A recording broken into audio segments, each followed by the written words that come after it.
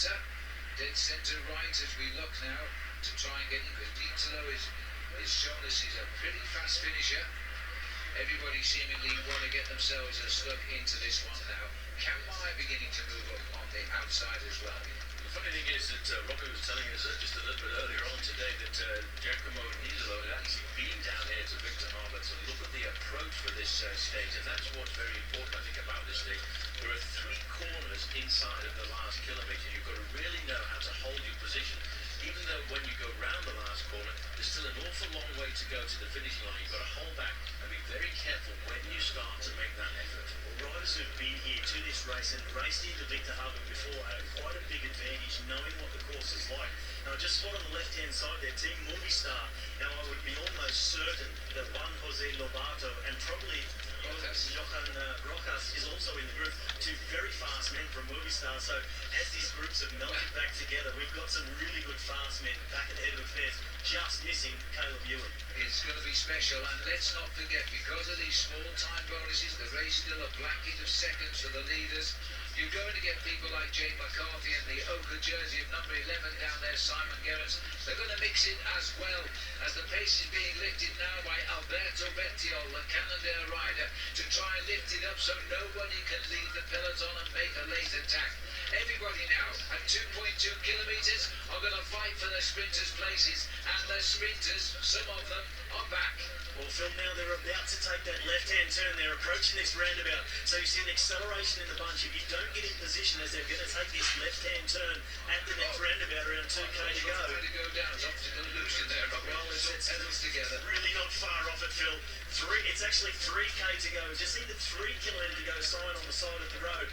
So ignore that graphic in the top left for the moment. 3 kilometres to go. It's about another 700 metres till they make that left-hand turn. Through a roundabout, hard left, and then the road narrows a number of times. There's a big traffic island where it narrows, another roundabout that goes straight through. But it's a real narrowing of the road, a real bottleneck, so it's essential to be at the front. Now, we talked about the fast men getting back in this group, but Simon Gerrans, assisted by Daryl Impey, we saw a couple of years ago that Gerrans was able to beat Andre Greipel in a sprint, so he's certainly not out of it either. And here's that left-hand turn. Gerrans has beaten Peter Sagan into a stage winning the Tour de France, so he's a very fast finisher.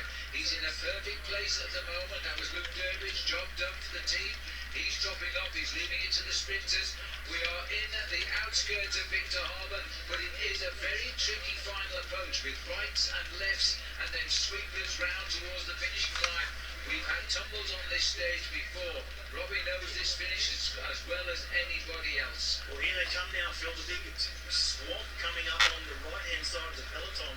Team Sky trying to lead out, and I think maybe it's not Ben Swift, but possibly Luke Rowe that they're riding for here. Impey just keeping Gerrans in position, and Katusha now coming to the front. I'm not sure who their fast man is, but just getting to the front, maybe just looking after the interests of Thiago Machado, the general classification rider. A couple of the Russian riders on the front. Geraint Thomas in 3rd position. He just looks, checks over his shoulder.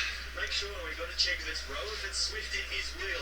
But then Dimension Data on both sides, their team is split, and Impey and Gerrans just poised, sitting there in perfect position constantly. Well, we've got Katusha on the front, marking for Vladimir Isenchev as the Mount Maybe for the sprint. Either way, they've got control, and the other sprinters' teams have not at this moment.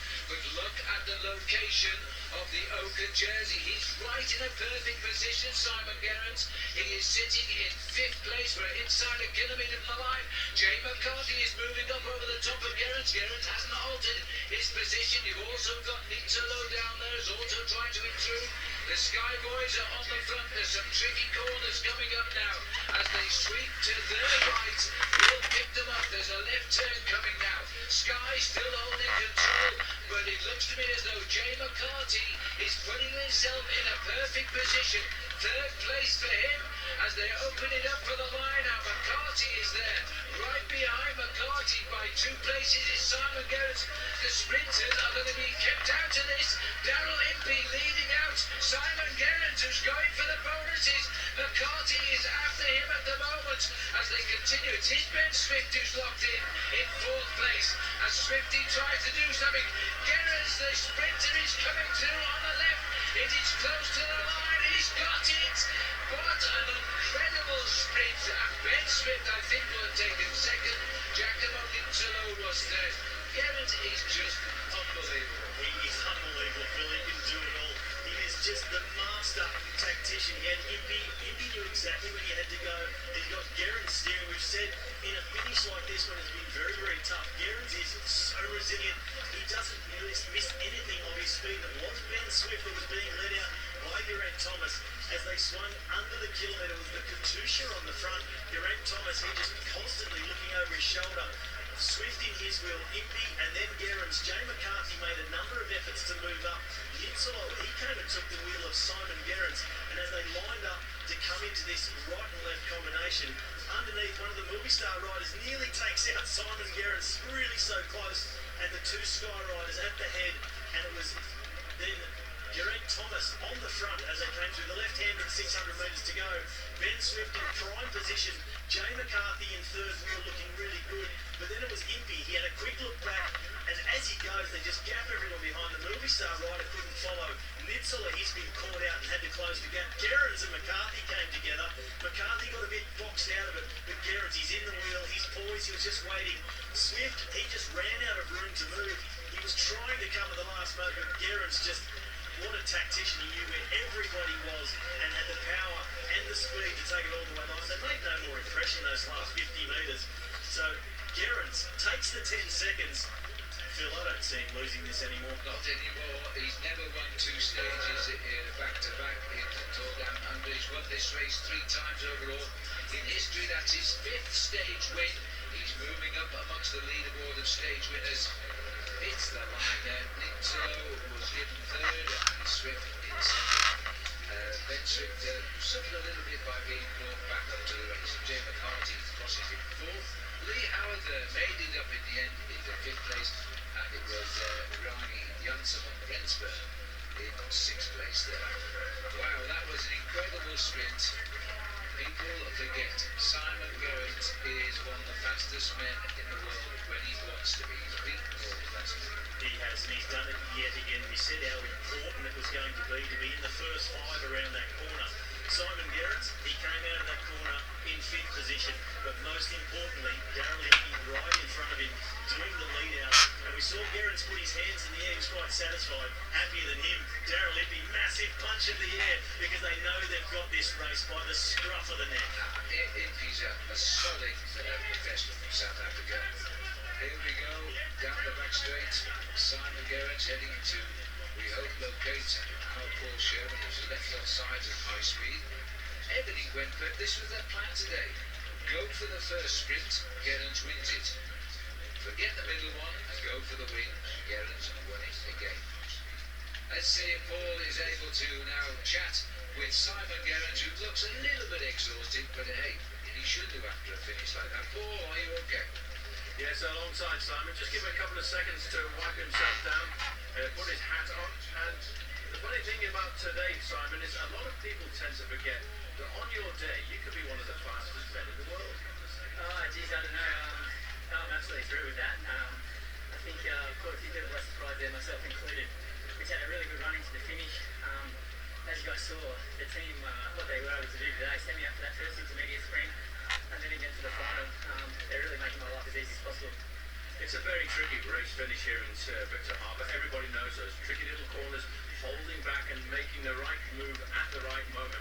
Experience is really on your side. Yeah, that's right. I've got a few Tour Down under my belt now, so I do know that finish quite well. As does Darryl, who led me out to that final couple hundred metres there, so that really worked in our favour. But what about this now? 13 seconds advantage. Does that mean you can look forward to tomorrow's stage at Wollonga Hill in a little bit more comfortable start? Or you've still got to be attentive? Oh, I still have to be very, very attentive going into Wollonga tomorrow. It's still, we've got a nice little buffer there, but there's still, I think, a lot of work to be done. Well, I'm not sure that I can remember you winning 2 stages back-to-back in a Santos Tour Down Under like this. The form must be right here on spot for the final weekend of the Santos Tour this year. Yeah, that's right. I really worked hard for this year's event. Put in a big pre-season, and so it's really nice that all that hard work's starting to pay off. Well, congratulations. Go get a new jersey. Thank you. I think he's particularly happy about that win. Much more loquacious there than he was when he won yesterday.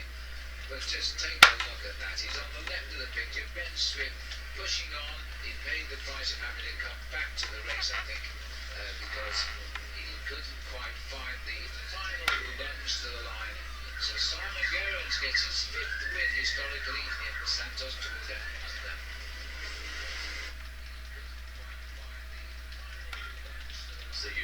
South Australia hospitality area.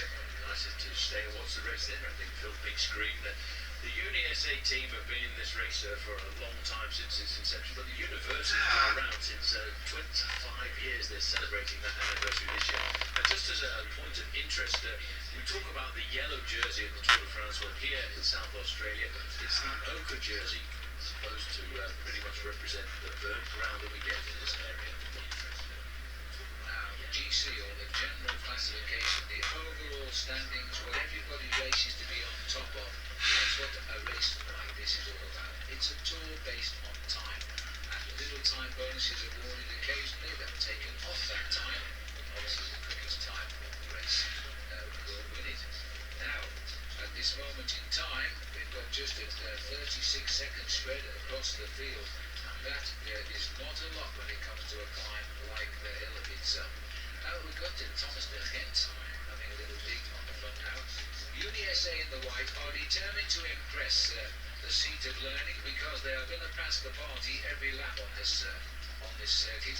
So they want to be in the breakaway when it does happen.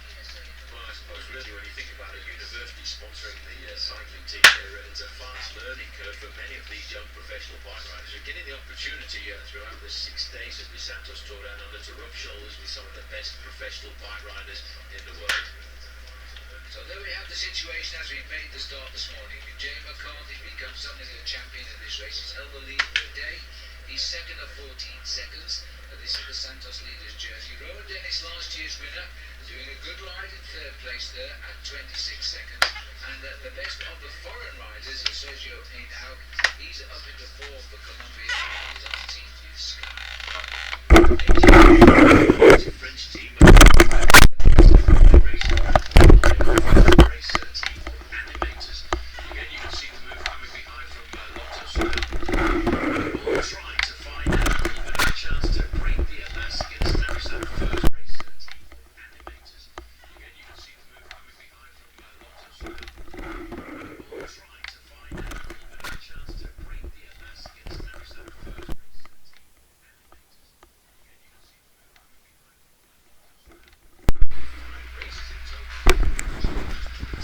Okay, I was having some mic issues. Yeah, I'm doing really terrible, so I'm probably going to start over. I'm going to try it one more time, just to see.